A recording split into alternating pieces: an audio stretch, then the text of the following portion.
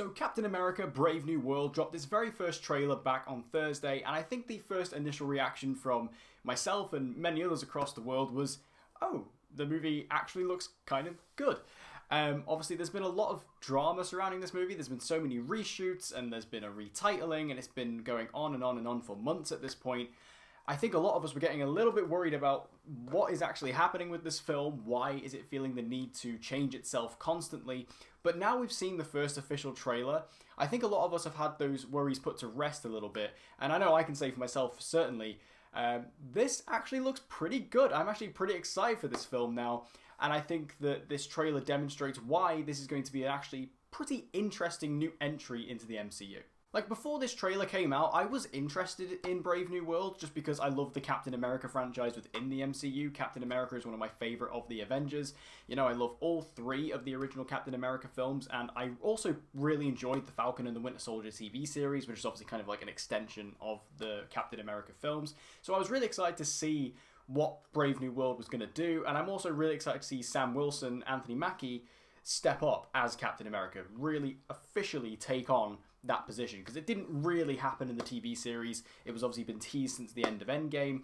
I was waiting for an official Captain America movie starring Sam Wilson, and we're now finally getting that. So let's talk about Sam a little bit. I mean, in this trailer, we see him. He's in the president's office. He's now officially Captain America. And as I just said, I'm really excited to see him step up into the role of Captain America for this movie because he deserves it. You know, he was Captain America's #1 sidekick throughout his entire tenure after Winter Soldier.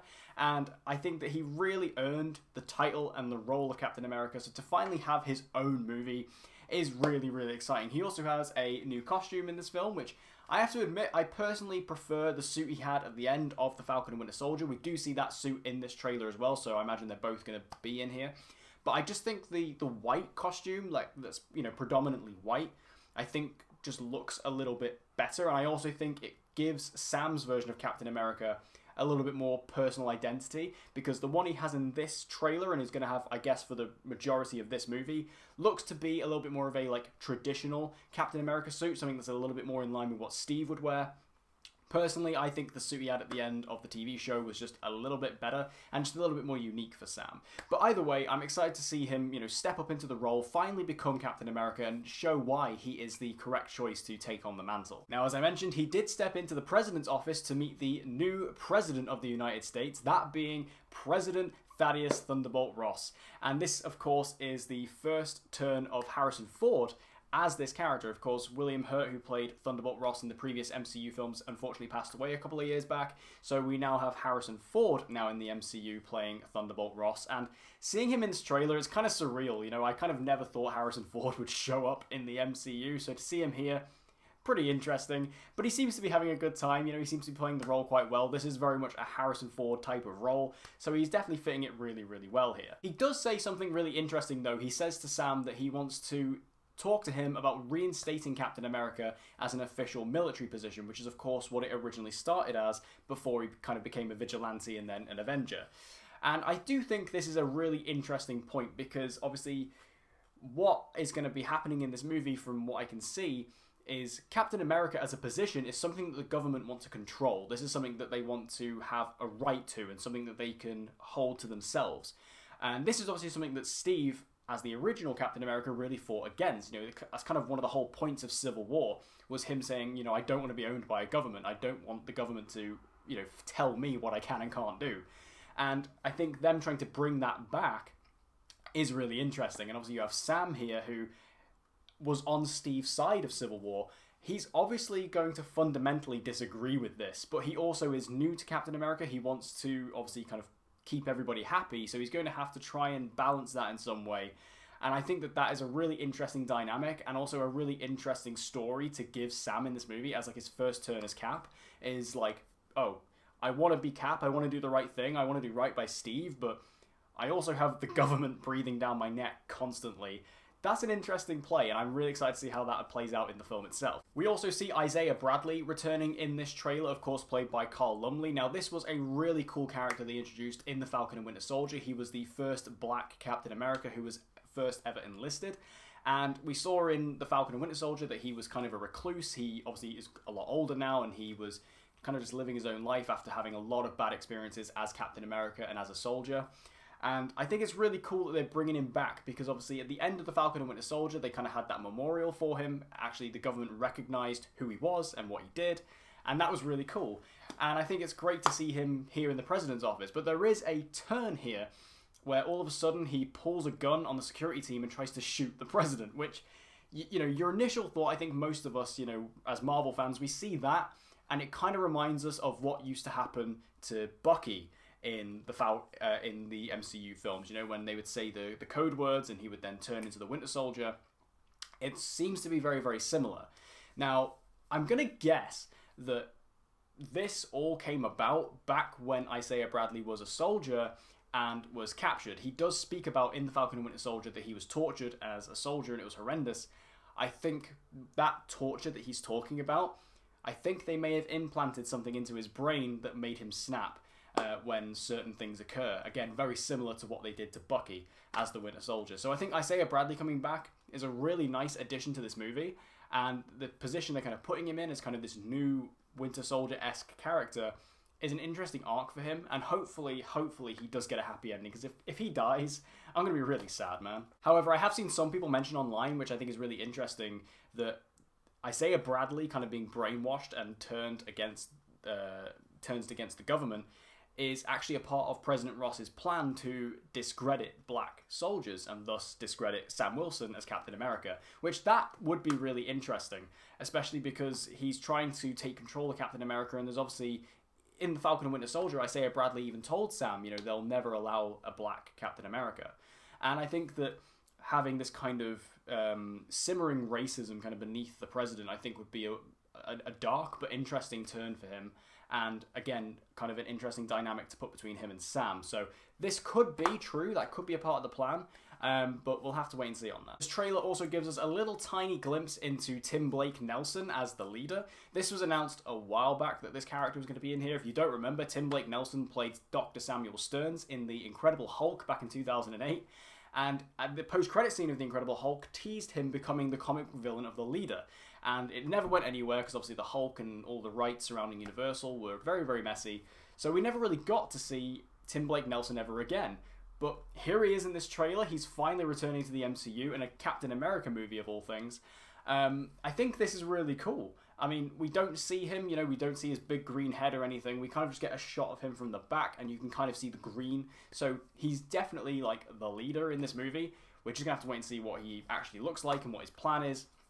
It seems like he might be potentially working with President Ross to, you know, work on this whole super soldier thing again. Because if you remember, the serum that made Bruce Banner become the Hulk was an extension of the super soldier serum. So in a way, it does kind of make sense why a character like the leader from the Hulk would be in a Captain America movie. But I think he is behind the scenes going to be working with President Ross on his bigger plan, whatever that may be. But with so much Hulk stuff in this movie, it does make you think, is Mark Ruffalo in this movie somewhere? I mean, Mark Ruffalo is one of those actors who seems to just pop up randomly in the MCU because he doesn't have his own set of movies.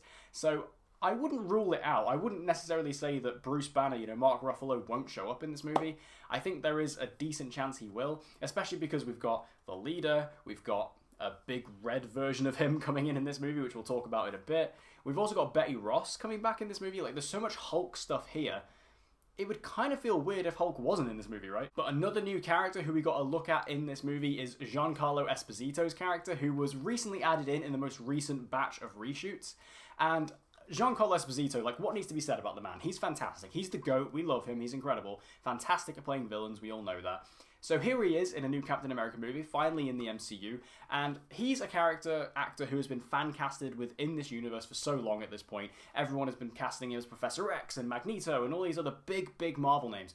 But who is he playing in this movie? Well, it seems confirmed at this point that he's going to be playing the character of George Washington Bridge, who, long story short in the comics, is basically a mercenary. He's an ex-soldier of S.H.I.E.L.D. who gets turned into a mercenary. Now, what I imagine this is, based on what I can see in this trailer, I think George Washington Bridge is going to be employed by President Ross to take out Sam Wilson. That's my guess. I imagine it's going to be something along the lines about halfway through the movie, Sam is going to officially kind of go against the president, go against his orders, say he's not doing things his way. and then he's going to go, right, well, I'm going to hire a mercenary to come and kill you, so it doesn't look like I've done it. So I imagine that's what's going to happen here. I don't think Giancarlo is going to have a huge role in this movie. I think he was a very late addition to the film, so I think he's going to have a small role where, like I say, he's probably going to get hired, and then he's going to have a fight with Sam, and then he's going to get taken down. I think that's probably what it's going to be. I mean, who's to say? He might appear in something else in the future. Giancarlo has actually teased that himself. He said that there's apparently a series going to happen with him, or at least he's going to be in a series of something. And that could be interesting, but I think in this movie itself, I think he's going to have a relatively small role that's just going to involve him hunting Sam down. Looking towards the end of the trailer, though, we got a really interesting confirmation, which had been teased in rumors and stuff like that, which is that Tiamat is officially back. Now, finally, all of those annoying memes on Twitter can finally be laid to rest about why has nobody brought up the big celestial in the sea. This is finally coming to a close. And again, interesting they're doing it in a Captain America movie rather than, say, like an Eternal sequel. But I guess it's looking very unlikely that we're actually going to get an Eternal sequel. But anyway, I think it's interesting that Tiamat is in this movie. You know, it seems to be part of the story is going to be that there's going to be almost like an arms race, but for materials that are going to be coming from Tiamat. You know, this big celestial that's now was inside the Earth and is now lying in the sea somewhere. The warring countries of the world are going to be trying to fight to get to this celestial so they can get the raw materials that are from it. And that's a very realistic story, you know? I mean, if this was ever to happen, if a big space god landed on the planet and there was these unheard of new raw materials on there, the world would be on top of that stuff. So it makes a lot of sense. So I feel like this is going to be this big kind of international conflict that Sam as Captain America is going to have to deal with and tackle. And this is obviously going to be our big third act. You know, the big explosive third act is going to be this big battle on Tiamat, which that sounds pretty cool. Especially with Sam, you know, his version of Captain America being one with wings, obviously with his experience as Falcon, he's going to be able to fly around. There has been talk about, you know, the final action scene of this movie is going to be inspired by Top Gun, which you don't need to say any more than that to convince me. Top Gun Maverick is arguably my favourite movie of all time, so I'm there for that. I think that this sounds really exciting. And again, it's this final closure on this storyline that we've been waiting on for like 3 years at this point. What are we going to do about Tiamat? It's finally happening in Captain America. Also, in the little glimpse we got at what appears to be the final battle, we did also see Joaquin Torres as the new Falcon. Now, this is cool as well, because this character, introduced in Falcon and Winter Soldier, was teased at the end to become the new Falcon, as he does in the comics. And I think it's really awesome that, you know, Sam as Captain America is now getting his own Falcon. I think that's actually just a really cool progression. And I really like Joaquin Torres. He's played by Danny Ramirez, who, as I just said, Top Gun Maverick is one of my favourite movies ever, so he was great in that. I'm sure he's going to be great in this. He's a really cool addition to this movie. He seems to be a really good sidekick for Sam. He seems to have like a decent role within it. You know, he seems to be by Sam's side for a lot of it. And I'm excited to see what he does and how he grows within the MCU going forward. He seems to have a pretty cool costume from what we've seen from like the McDonald's leaks and stuff like that. So I'm down for this character sort of stepping up to become the new Falcon as Sam steps up to become the new Cap. But let's talk about the big red elephant in the room. I've held off long enough. Red Hulk is in this movie. Now, we did know this really. Again, talking about like the McDonald's leaks and stuff like that, we knew Red Hulk was in this movie. But seeing him, we got a little glimpse of him right at the end. This is pretty exciting. This is pretty cool. I mean, I really think Red Hulk is an interesting sort of corner of the Hulk lore. So to see him introduced in this movie is really exciting. Obviously, likelihood is this is Thaddeus Thunderbolt Ross becoming the Red Hulk. This is going to be Harrison Ford as the Red Hulk, which I just can't wait to see. I can't wait to see Harrison Ford's CGI face on the Hulk. That's inherently a funny image to me.